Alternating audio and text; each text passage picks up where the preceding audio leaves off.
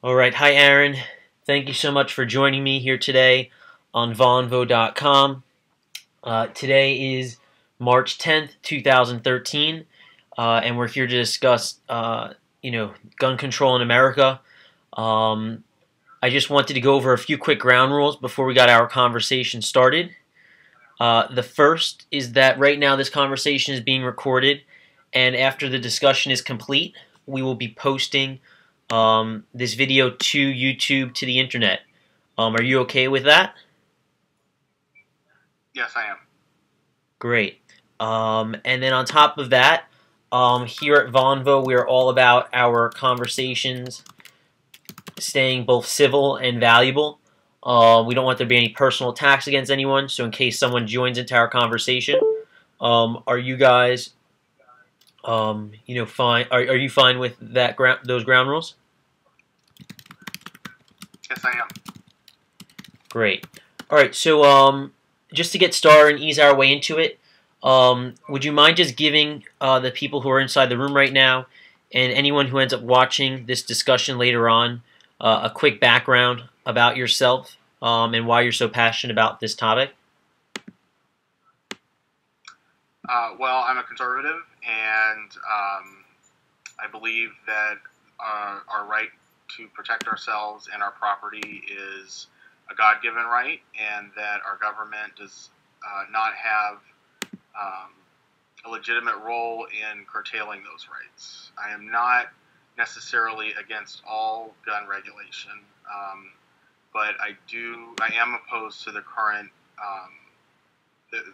suggestions that we have now, like for a universal background check, for a national registry, and for the government to get in and try to regulate scary guns versus non-scary guns and guns with certain magazine capacities. I don't feel that that's the federal government's role. Right. And so ultimately, what exactly, are some of the reasonings behind your stance? Is it like is it a constitutional right that you're a believer in? Is it just like you think that there's no reason for government to be even dealing with these sorts of items? I mean, do you think government has a place in this debate? Well, I do think that there are limitations on the Second Amendment. We're discussing the right to bear arms, so we're not talking about tanks, because you can't bear a tank with you. We're not talking about missiles or anything ridiculous like that the left tries to throw at people on the right, saying who believe in the Second Amendment. I do think that the government has a very small role in that the government is responsible for the safety of its citizens. However, the Constitution prevents it from disarming its citizens, and I believe that every time that there is a national crisis, that the left seeks to use the crisis to slowly chip away at gun owners' rights. And as someone who is now a homeowner and has had, on a personal level, I suffered a home invasion. I had my alarm company call me saying that somebody had come in through the back door. I went into my kitchen and there was a strange man just standing there. And I had absolutely no way to protect myself. I had to run into the bedroom, lock the door, and just wait for the police to arrive. And it took like 5 or 6 minutes. So, I had no idea. I mean, luckily, it turned out the guy was too high to do anything. But if he was dangerous, I wouldn't have had a way to protect myself before the police got there. Really? Okay, interesting. So then are you a gun owner yourself or no? Uh, Or no? I don't have a gun in this house, no. Okay, no, right. So basically, because just obviously, like, there's a lot of people that come onto Vonvo and they talk about like their personal experience, based on whether they do hunting or, they get like to go to shooting ranges. So, ultimately, I feel like a lot of people who I've go ahead. I have gone to shooting ranges to practice, and it is enjoyable. I think that everybody who owns a weapon should know how to use it and be trained on its safety features and on how to be a responsible owner. I'm less enthralled with the idea that the Second Amendment is to protect the rights of hunters. The Second Amendment had nothing to do with people killing animals for food and everything to do with our personal self-defense and with the citizens being able to arm themselves against their own government to prevent tyranny. And so, a lot of people like to talk about hunting, but that's not necessarily something that I'm interested in. I don't hunt myself, and I don't believe that the Second Amendment applies, or the purpose behind it has anything to do with hunting. Right. So, what's your stance on the people who, come into this debate on gun control, and the major item that they bring up, the people who are pro gun control, is the idea behind a well-regulated militia, and the constitutional end to this debate. Do you think that they have do you think they have a point when they focus in on those words? Do you think that they have relevance today? And why don't we go into a discussion regarding the Constitution and how we're looking at it? Okay. Well, I always like to look at the Constitution's plain meaning, and the Second Amendment is broken up into two parts. It discusses both the states and the people, and the people that it discusses in the Second Amendment are the same people it discusses in the First Amendment. These are individual citizens, and it said that the Second Amendment discusses the states being able to keep a well-regulated militia, but it also discusses the individual's right to keep and bear arms. And I think that that's a lot of revisionists or judicial revisionism, trying to get it to say exactly what they want. But the court's been very clear that the Second Amendment, while discusses a well-regulated militia, also gives the individual a right to keep and bear arms. Right. So, do you think though that the Constitution that was written obviously hundreds of years ago, do you think that the fact that it was written so long ago, and how are you doing, Ken? Good. Great. Hold on, I'm gonna get some more light in here. How you doing, Aaron? Get some more light. Great. How about yourself? There we go. No problem. Good. So I'll ask. So you need the light facing your. Yeah, it's still a little dark, Ken. If you want the. Hold on a second. You need the light. You can't have the light. All right, hold on. I understand. Thank you. Let's see this. I'm sitting in my room on my floor, so. That's fine. All right, that's a little better. So I'll ask both of you guys this question. The Constitution gets brought up all the time, and the thing that hits my head is like the Constitution was written, so long ago, hundreds of years ago.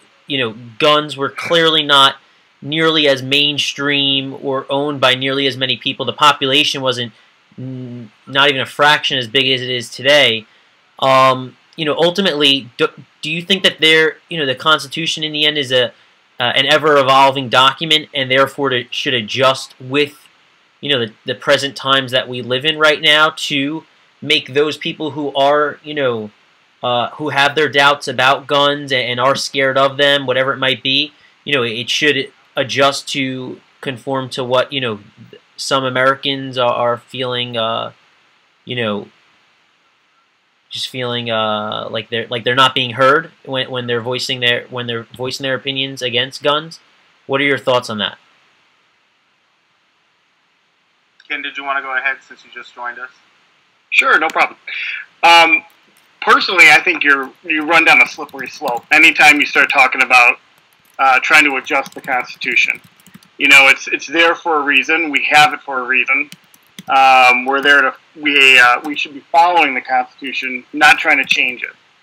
I do agree that a lot of people feel a lot of concern, especially after what happened with the Sandy Hook shootings. Totally understandable. It was a terrible event.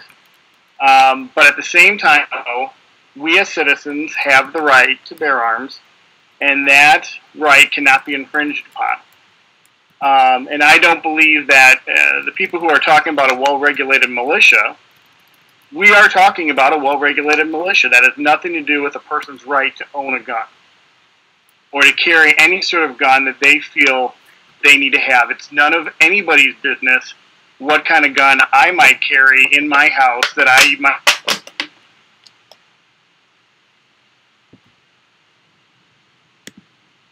use. Right. Aaron, it's good now. It's fine. Yeah, Aaron, did you have a comment regarding that? Yeah, I agree with him, but I would like to clarify something a little bit. The Constitution can change through the amendment process. If we have a society that no longer believes that individuals should have the right to carry firearms, then we would need to get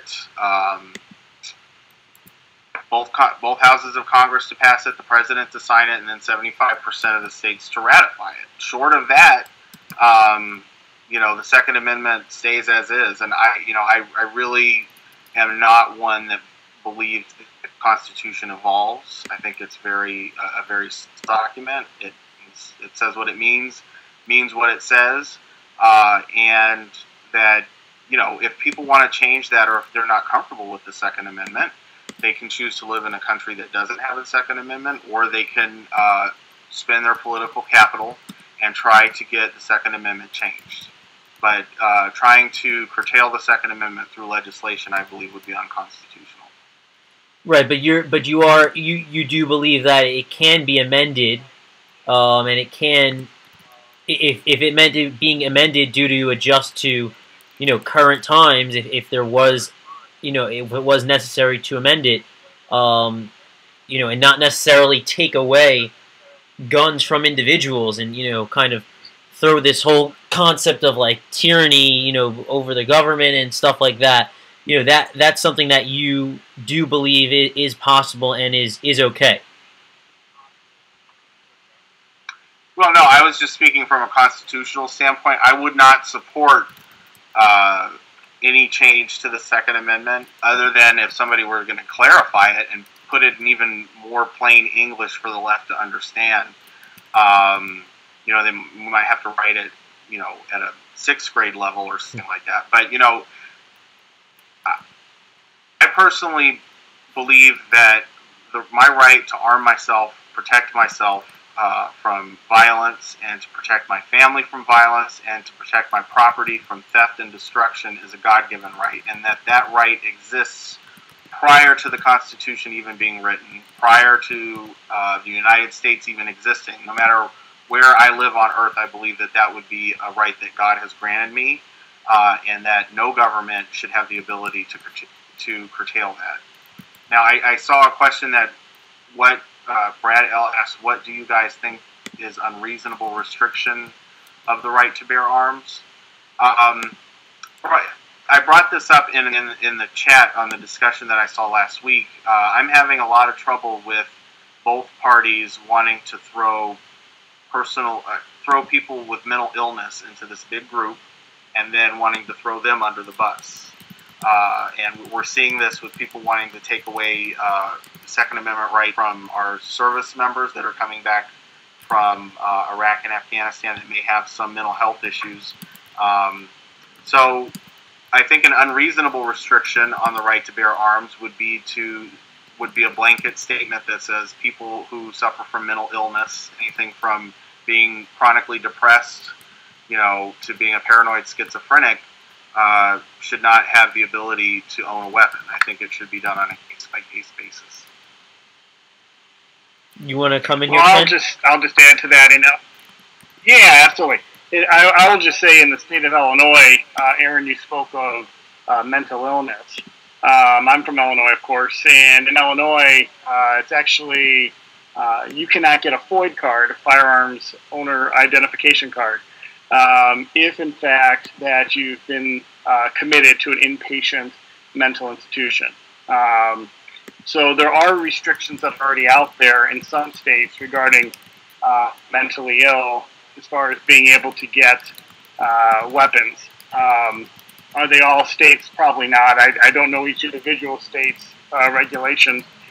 But I do know that there are some states that have that. If you're an inpatient a mental health patient, you cannot receive a firearm identification card or be able to pass a background check. Can that ever be changed?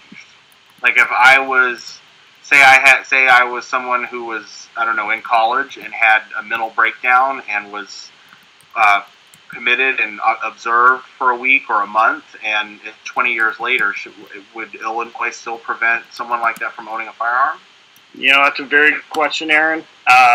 Unfortunately, I do not have a direct answer for you. Well, I mean, to me, it's much more reasonable if someone's been evaluated and committed. It's kind of like saying, okay, if they've been committed, they've already already been through an individual evaluation by a doctor. I'm just concerned with a lot of the loose language in some of the state capitals right now and in Washington about the mentally ill and how we, you know, what we don't want. The people who shouldn't have guns are homicidal maniacs, not necessarily someone who just got divorced and may be taking Prozac because they're depressed. Although, you know, major depressive disorder is considered a mental illness. So, you know, that's just one of the things that's been a bugaboo for me, is that a lot of people who want to either focus on the mental illness because they don't want to address some of the other issues, you know, could very well lead to a lot of good citizens who have some mental health issues from not being able to own a firearm. Yeah, and I was just looking at Brad's. He looks like he clarified his question there, because I thought he might meant what a reasonable restriction might be to the right to bear arms.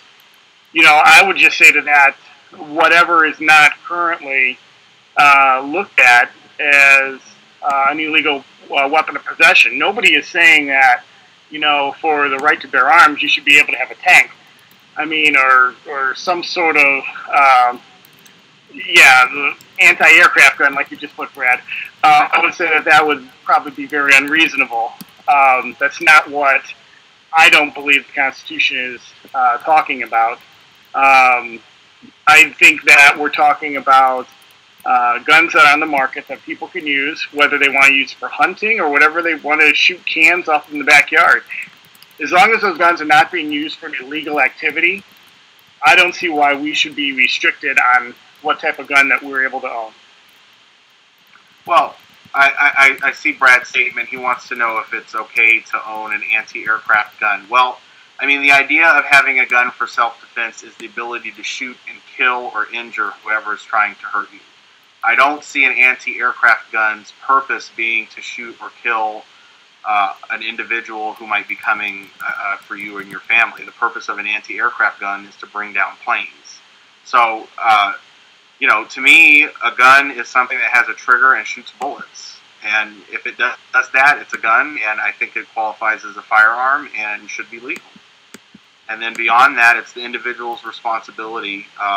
You know, I mean, we really have to kind of focus on what kind of people are doing these shootings. And yes, many of them had mental health issues. They were crazy. But there's too much focus being paid to what kind of gun it is, how scary it looks, what kind of scope it has.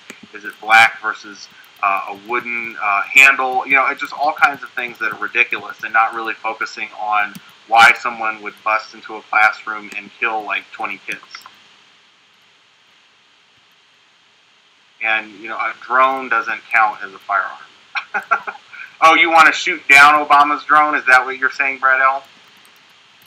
Mm-hmm. Yeah. Well, I don't know. We could talk about that, but I wouldn't say that in my personal opinion, is that an anti-aircraft gun is not what the founding fathers were talking about in the Second Amendment. They were talking about something you hold in your hand that shoots a bullet that kills whoever you're, shooting at. Right.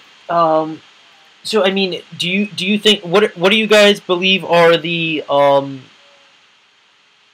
some different I guess we'll go state by state regulations which you do support to help ease the concern of the gun control activists.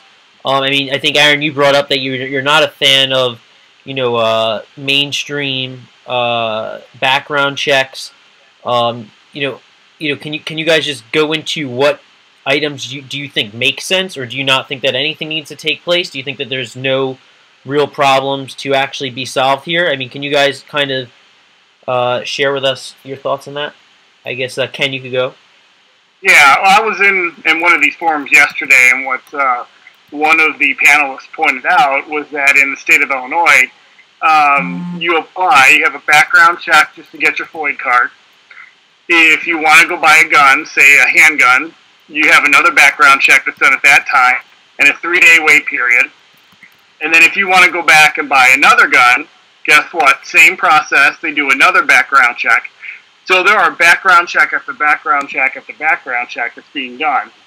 Now, as far as doing like a national database of background checks, I'm kind of split on that whole idea. I think that, I think for the mentally ill, I do think that there has to be some revisions with mentally ill patients.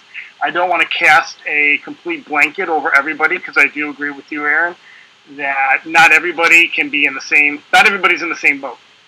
Okay? So there are going to be exceptions to that rule. But I think there could be things that we could do to make it harder for people who don't need to have those guns being able to obtain them. Right. But as far as a specific gun or something like that, no, I'm totally against any sort of control against like an AR-15 or handguns, shotguns, all that. Well, I agree with you. I get really cautious when we want the government trying to determine our needs. Whether or not a person needs a gun. I am against waiting periods. I feel like if you don't have a criminal, I do believe in background checks. I think that each state can have a background check system if the states wanted to talk to each other or also connect to an FBI database. That's fine. If I'm not a criminal, then I shouldn't be in those databases, and I should be able to pass the background checks. I'm kind of against pre-screening or anything like that, that would kind of make someone suspicious just because of their gun purchasing activity. I am for background checks. I am against a waiting period because, if you're in danger, you could have a stalker or something like that. You need a weapon right away. And the police can't look after you 24/7. The issue with the universal background check, a lot of people cite numbers. I know that Obama, when he gave his speech, were citing erroneous numbers that I think were as old as 1994.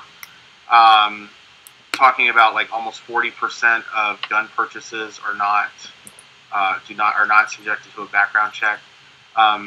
Most of those are for people who are transferring guns between other family members.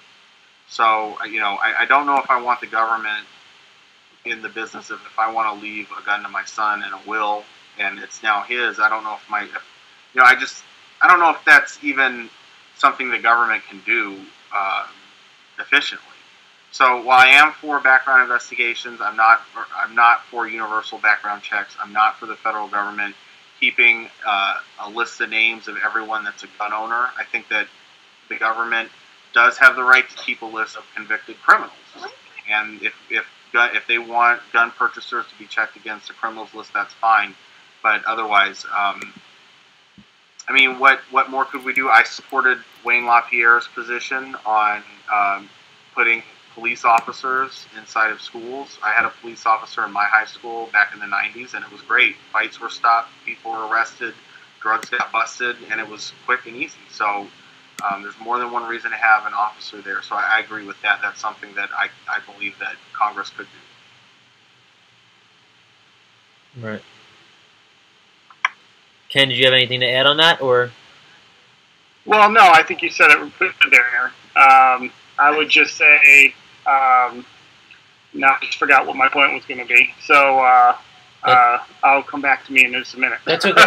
Yeah, that's fine. So, I think what would be really important to have both of you guys kind of talk about, and feel free to just go back and forth one another on this, is, and I think I know what your guys stance is going to be on it, but I want to hear why this is your stance. But is ultimately inside this country, are we dealing with a violence problem or a guns problem? And do you see is there any synergy between the two? And can you guys just kind of go into that? Can you go into that? I don't know who's echoing. You guys hear me okay? I can. I do hear the static that you're talking about, that echo. Okay. Ken, do you hear me okay? Yeah, I got you. I had some problems with my own okay. in here, so I'm good now. So, did you guys hear what I said? Yes. Okay, would you mind... Do we have a violence problem? Yeah, can you just go over this concept of a violence problem inside America right now, or a guns problem? And, I think I know what your guys' stance is, obviously, I'm on that, but, what needs to be done to fix those issues? And, yeah, go ahead. Go ahead, Aaron. I took the first okay. Well, I'll start out with I'll try to be provocative and controversial. I think we have a crime problem, and I am half black, and our community has a cultural problem with violence and excusing criminal behavior, and then that is also exacerbated by the Democrats who or leftists who want to say that the behavior is excused because of racism. Gun control, quote unquote, became an issue because a guy went and shot up a school full of white children, or probably had mostly white children in there.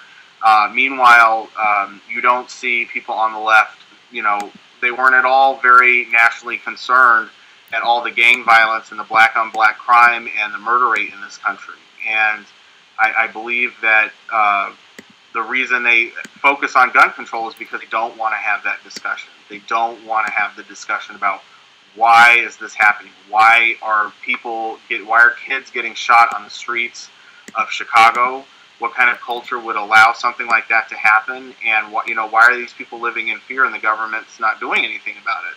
Every time something like this happens, the government wants to punish abiding citizen by curtailing their rights, and they don't want to go after the criminal. I mean, nothing that Obama had proposed in his plans increase police activity, increase jail time, increase federal sentencing, or even brought a light on the fact that there are a bunch of criminals out there shooting each other. And that's what's driving up most of the gun homicide rates.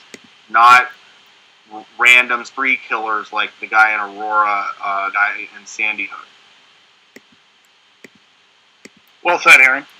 Thank you. And I would add to that too is that not only is it not a gun issue, I don't think, but the gun issue that we do have is more of a what are we doing with these criminals who are stealing these guns?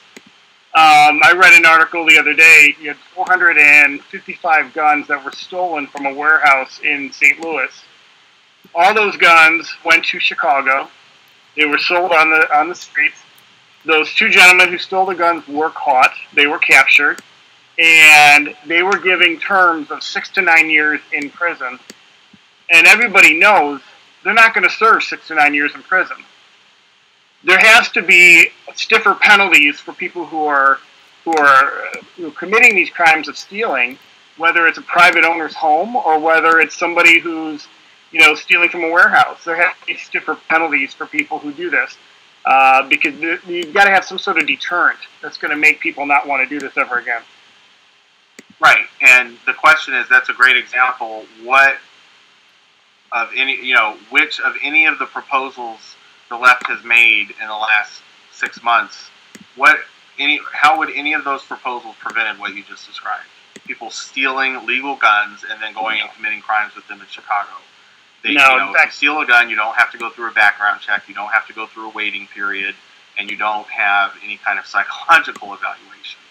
Right. So, and I think that goes to the bigger question: what is being proposed now that would have stopped Sandy Hook? Connecticut has an assault weapons ban. The mother owned the guns legally. I mean, they have very strict gun control laws in Connecticut.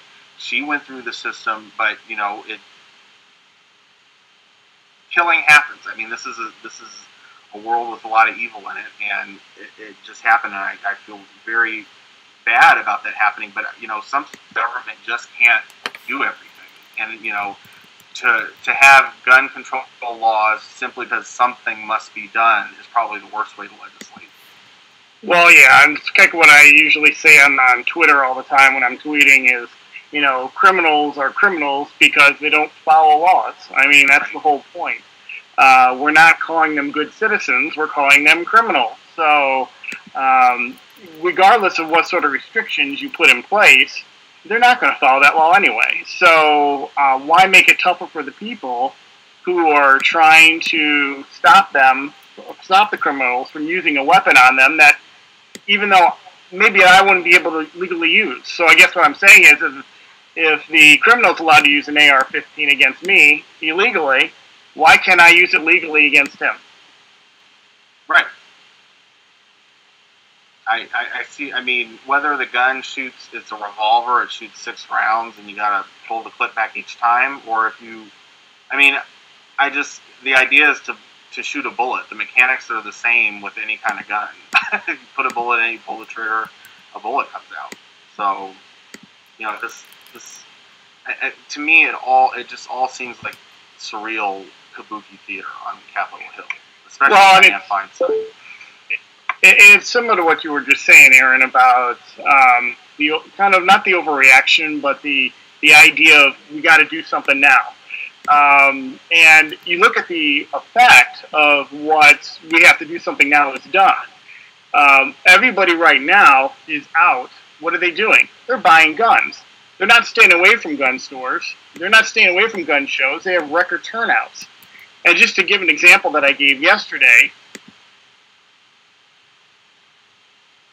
if all of a sudden the government said, we are going to ban donuts altogether, we're just going to ban them because they're unhealthy, what's going to happen? People are going to rush to the donut shops. People are going to rush, and anytime that the government talks about doing anything that would be against the will of the people, you're going to create, I think now they're trying to control the gun issue. Well, they just made it even worse because they've got even more guns in the street. And who knows what the result of some of those gun purchases are going to be. Hopefully they're all going to be legally, listen, nothing's going to happen with any of them, but, that's what happens when you create panic. I think anybody that's purchasing a gun in response to the political climate in Washington is probably a tuned-in individual and is probably buying the gun for the right reason. I know that they just... In Maryland, a lot of people here were trying to purchase weapons so that they could be grandfathered in on the new gun control legislation here. I don't know how successful they were at finding any because they've been sold out. But I do know that people were concerned, and they specifically probably in 2 instances that I know of, 2 people had no desire to own guns that had a clip capacity greater than 15 or 10 rounds. And so when they went out shopping, they were specifically looking for handguns that had a 15 round clip capacity. And they wanted to buy it simply because the government was going to ban it, and they wanted to have it and have it grandfathered in.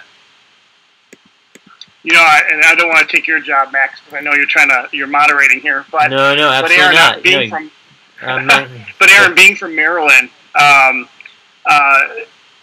think there's been at least 2 incidents where children have been suspended for one, I think was for two kids playing cops and robbers or cops and Indians or something like that. And then another one where a kid was making a pastry out of a Pop-Tart into a shape of a gun.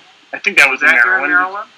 I'm pretty sure it was, but what is your thought on? I have my opinion, but what is your thought on everything that's going on as far as these suspensions in these schools with these 6 and 7-year-olds? Well, the suspensions I think are more.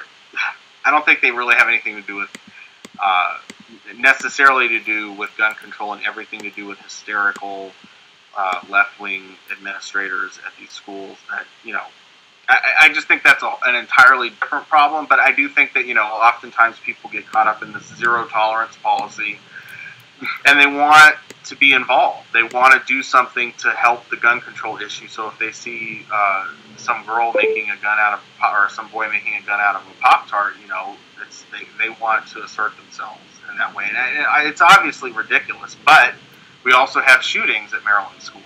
And we also have had a couple of elementary school-aged kids die in Maryland, several, in fact, over the last 2 years. So, the teachers, I do think that the teachers themselves have a reason in certain areas to be concerned for their safety. And if I was a teacher in that circumstance, I would demand that my school hire armed security or to have a police officer there. But I think that the hysteria around it, I think that these kinds of incidents happen all the time, whether some administrator is telling a girl she can't eat the ham sandwich her mom made her, or because it doesn't meet USDA guidelines, or if it was, this incident of some kid making, that to me is just overall culture of wanting to take away being boys from boys. That's what that is. Great. I agree. Great. So, what I was going to ask next is, do you think that what's basically the recent legislation that's been, taking place? Like there was the stuff that Obama signed, and now New York just passed some new legislation. I mean, ultimately, are there certain states that aren't, overly reacting or too quickly, like not thinking before they act? Are there a lot of states which are contemplating, pushing forward with new gun control legislation? Are there states that are thinking of making gun control legislation less restrictive? I mean, what do you guys know about that, the climate, in terms of that? Well, I can say that here in Illinois, the Illinois House took up a bill to try to ban more types of guns and try to make the rifle bans that are already in effect for Cook County, make them relevant to more of the whole state. And that actually did not go through. It did get shot down in the House. I can't speak specifically to other states, because I'm not sure exactly where everybody is going, but I just know here in Illinois, enough is enough. And you look in the city of Chicago, we had 535 homicides last year by guns. This year, I believe we're up close to 70 so far for the year. I don't know what another control is going to do here in the state of Illinois. I do say, and I can speak, and I don't have my list in front of me, but there's at least 8 Democratic senators that are up for re-election in 2014 that are in traditionally red states. And a lot of those senators very concerned about their political future. I can say I know Alaska's one, North Carolina. That's why a lot of times I don't think anything does get done. Because everybody on the political side thinks about their future, and they don't want to bring up something that's going to be unpopular with the people of their own states. Well, I agree that nothing is going to happen in Washington. They just want to carry this issue around so that people can go back to so that Democrats can go back to their blue states and get, act like they're fighting the good fight and GOP can go back to their states and say, we're fighting the good fight. And I agree with the GOP fighting the good fight. But, nothing's going to happen. Obama signed those executive orders that were, the purpose of an executive order is to direct the executive branch and how to carry out functions that are already within its purview. So, him suggesting that, I'm taking action, I'm going to hire, I'm directing myself to hire an ATF director. All he had to do was hire an ATF director. He didn't have to tell himself to do it. So that was a bunch of dog and pony show. But there are states like New York and Maryland who want to be more restrictive, and I think that you'll find that that's true. But there are also some other states that are going in the opposite direction. States that are allowing teachers to bring guns to school. I know that in Colorado there was a big debate over whether concealed carry should be permitted on state university campuses. So yeah, states are tussling with this issue, and that's where I prefer this debate to happen. Is at the state level, and if I don't like some of the restrictions that a certain state puts on, as long as it doesn't prevent me from owning a firearm, like DC did at one time, I would rather let the states deal with it, and people who want to vote to take, to restrict people to muskets, then let them live in a society with just muskets, and then all the criminals have the AR-15. And if I don't like it, I can move. But I'm sorry. I did want to bring up another issue really quick, and I do have to go here in about 3 or 4 minutes. But no problem. What's ironic is that it just seems like the states that are in the news, that the blue states, New York and Maryland, these are some of the same states that also have hate crimes legislation that are geared towards minorities, towards women, and towards gays and lesbians. And I've always felt that was ironic that they would want to restrict someone's ability to protect themselves from violence, but then pass laws that would just simply make a sentence more harsh based on the status of the victim. And I've always I'm gay, and I've always voiced my opinion to other members of the community that the best way to prevent a hate crime from happening to you is to get a gun and concealed carry. And if enough people out there were shot down, if women were concealed carry and they were shooting rapists, people would think twice before approaching people in that manner. So I've always found it ironic that the states that have these very grand hate crimes legislations encoded are also the ones that want to restrict the individual's right to bear the weapon of their choice so that they can protect themselves. So it's almost like we'll come in and deal with it after it happens. And I just always felt that was a good idea. Well, yeah, just look at Georgia. You talk about a situation where a man broke into a woman's home. She had a crowbar. He had a crowbar. She had a handgun. She shot this gentleman at least 6 times. And this guy walked out of the house and got in his car and drove away. So, again, what happens if there's 3 people that come into that house, not just the one? What do you do at that point? You're putting yourself in a situation where you're letting the vulnerable people possibly get hurt. And to me, it's just, it doesn't make sense to put anybody in that situation. We've got another state where the state senator told a rape victim that if she had had a gun, that statistics said that criminal would have turned around and used the gun on her, but yet this guy already had a gun. So it's not like he needs to get another one. So I do think that we need to enforce laws that are on the books, like I've said before. And I think that we have to allow people to defend themselves in this country. Right. And again, when you hear legislators say those different things to rape victims and stuff like that, again, it's the government feeling that it's role to tell people what they need. And it was that legislator who was trying to tell the woman what she needed to do when she was being raped, instead of the rape victim determining which she would have rather had at that moment. And, you know, I think it's ridiculous when people do that. Great. All right, so Aaron, if you have to get running, which is not a problem. I mean, we've been speaking now for just over 45 minutes.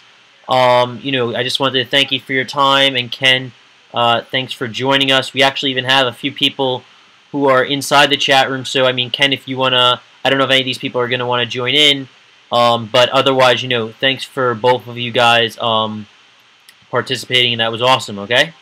We'll hope to have you back soon. It was great talking to you, and you too, Max. Yes, I appreciate it. Yeah, Aaron, if you want to friend me